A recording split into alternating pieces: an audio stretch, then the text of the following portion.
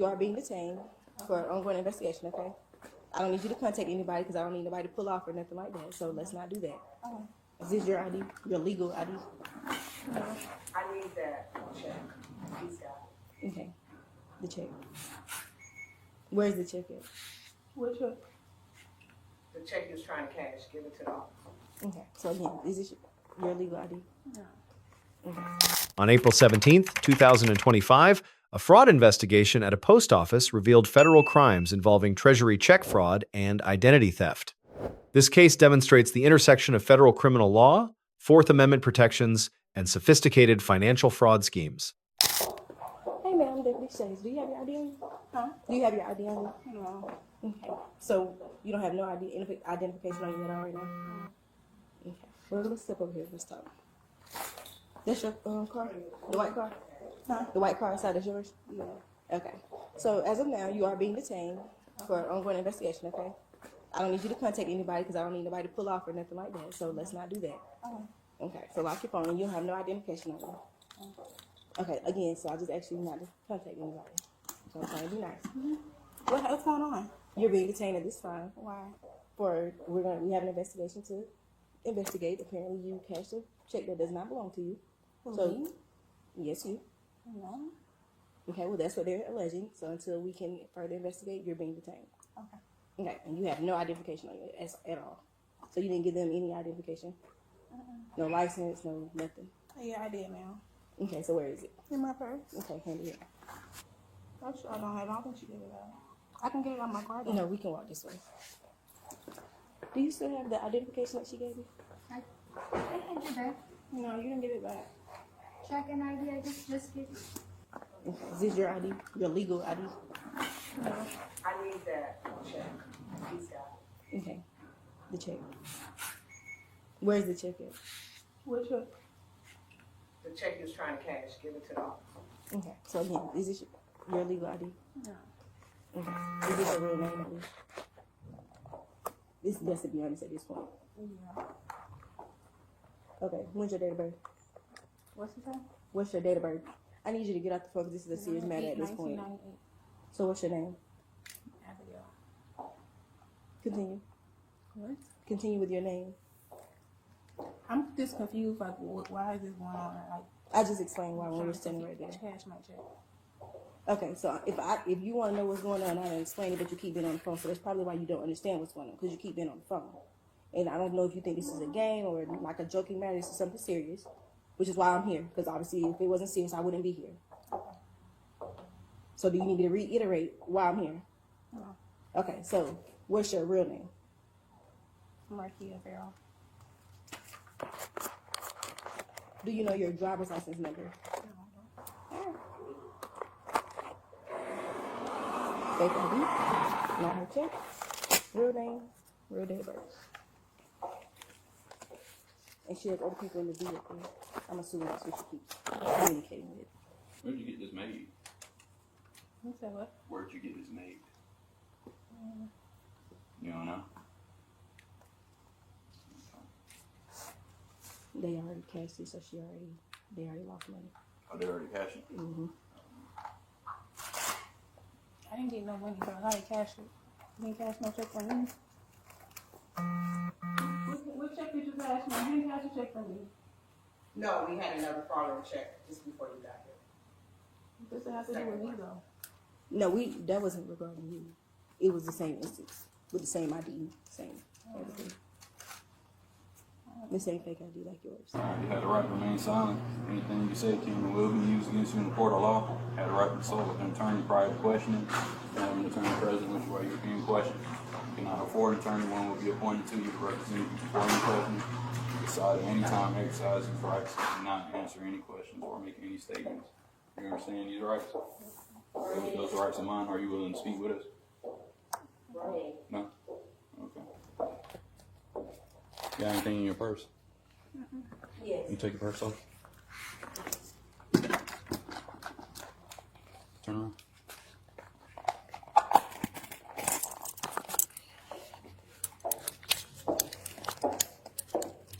Okay, I'm gonna call you right back though. I'm still in the situation. All right, so I don't know what's going on. It's a group. I don't know if it's a group, but they've been hitting all of our post offices. So we've been sharing it in our group text. The group that was just here. No, we can't cash a treasury check without cash. So Chino fell for it. He said, here, I got 3,000, I want to buy 3 money orders. And then he says, oh, here, cash this check. And the check, that check was good. They're stolen from somewhere, but the ID is linked to a man somewhere. Mm-hmm. So then we had another group just go to Quincy to try to, they just came from Quincy and told us, and I got the email. And then we know now, so they came and got me, because this stuff comes out of their check. So they said it's a tall, slender, black male with 120.87 treasury check. So I think this one is for 15 something. Mm-hmm. It's not their ID. If you run the ID, the one that we ran earlier was to a man. Mm-hmm. So they're fake IDs. But So they're stolen checks. So to cash this treasury check, y'all cash it and give them cash. Okay. Only the post office does that. Any federal check can be cashed at the post office, which is why they're coming here. Okay. Under Title 18 United States Code Section 1028, the production or use of fraudulent identification documents constitutes a federal offense. Penalties include up to 15 years imprisonment, establishing federal jurisdiction over identity theft crimes. Title 18 U.S.C. Section 510 specifically addresses Treasury check fraud, prohibiting the uttering or presentation of forged government instruments. Maximum penalties reach 10 years imprisonment for this federal crime. The deputy's investigative detention satisfied the reasonable suspicion standard established in Terry v. Ohio 1968. The post office employee's identification of fraudulent ID, combined with the attempted Treasury check transaction, created articulable suspicion. The subject's admission that the identification was not her legal ID constituted a voluntary statement under custodial interrogation standards. But they know we gotta have the money in the drawer. So now the people have decided, I don't want to call them thieves, that if they buy a money order, they'll put that money in my drawer, and now you can get the money back. You can cash the check. And we finally found it out. The postal inspectors have been on it. Like Ryan right now is with that other group. I don't know if they found him, but whoever she rode in here with took off. That was that Yeah, I didn't see the silver car. car. Yeah, he took off as soon as y'all pulled up. Okay. So It's a good job. It was legal, but it's not their check. They actually made an ID for that name on that check and the address. so the check is good. However, They're not good. That's Right. not. She's not the person who this check. the name on the check is a male. So the check is good. It returns to a male. However, obviously she's a female, so the name on that and the information on her ID is fake. Her ID goes to a mail too. Well, I'm not sure. Oh, I'm you just ain't ran it yet. Oh, see, that Spectres ran it. her name is totally different from Oh.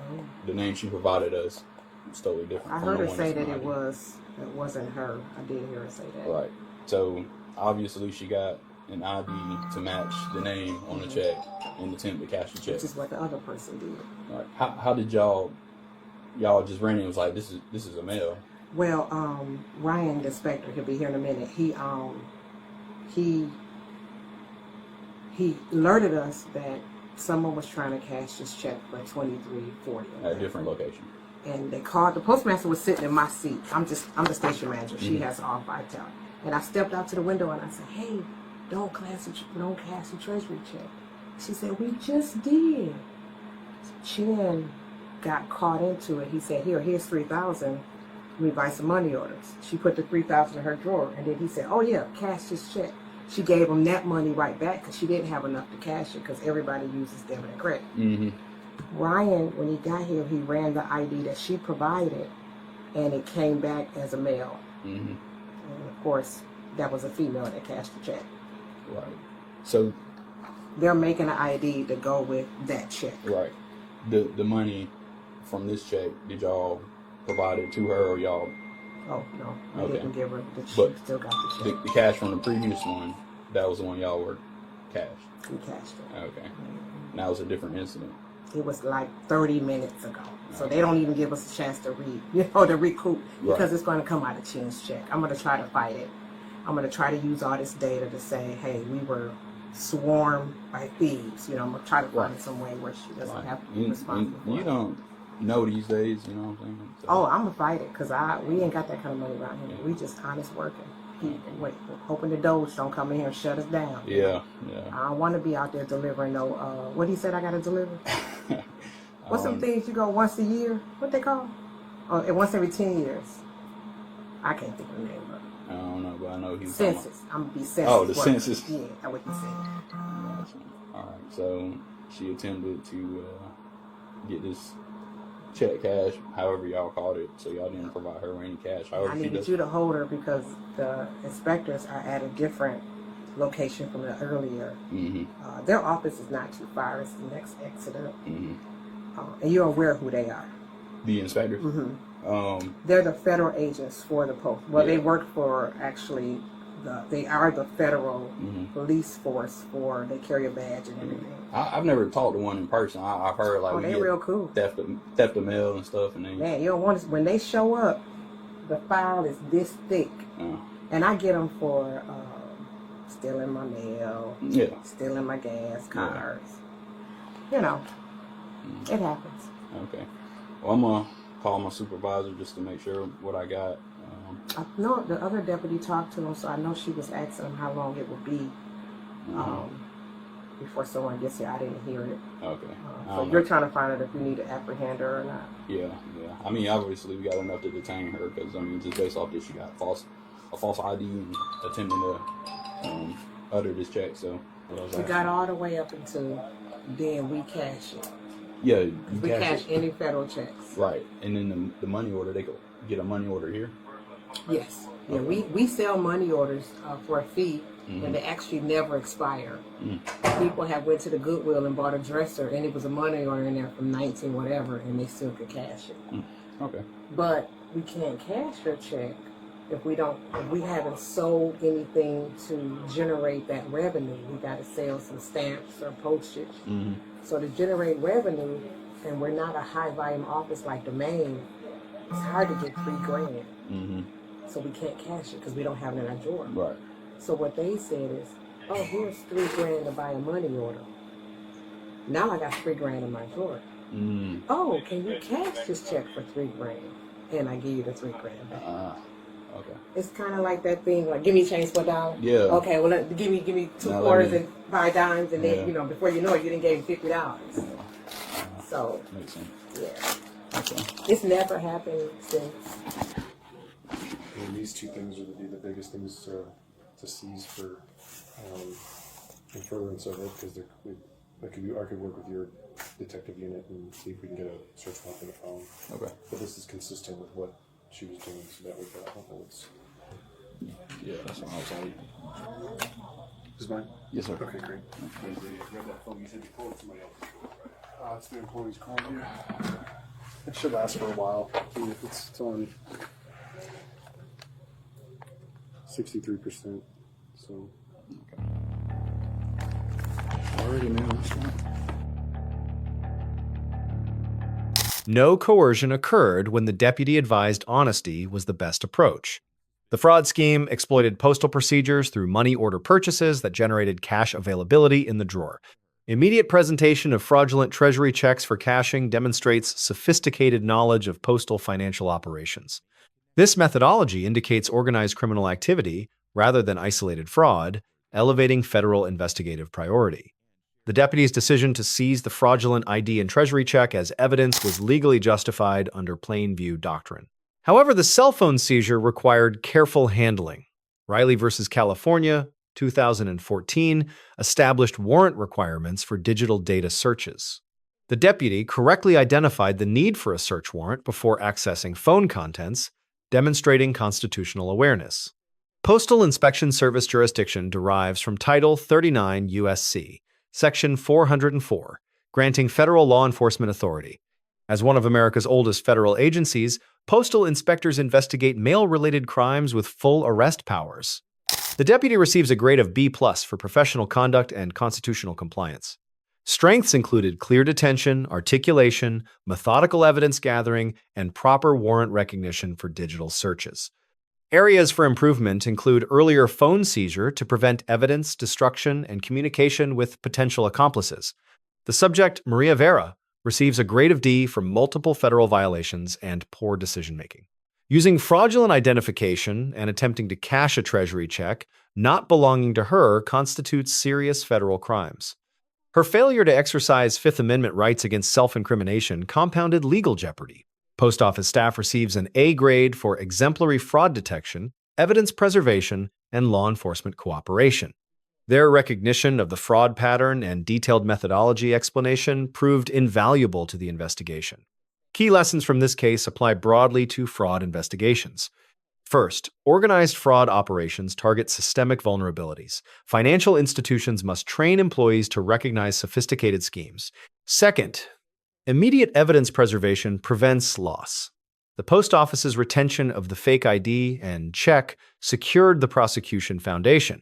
Third, constitutional protections apply even in clear criminal cases. Proper warrant procedures protect both evidence admissibility and individual rights. Fourth, interagency coordination maximizes effectiveness. Local law enforcement detention pending federal investigator arrival demonstrates proper jurisdictional respect. Finally, pattern recognition elevates isolated incidents to systemic threats, justifying enhanced federal resources and prosecution. Let us know if there is an interaction or legal topic you would like us to discuss in the comments below. Thank you for watching.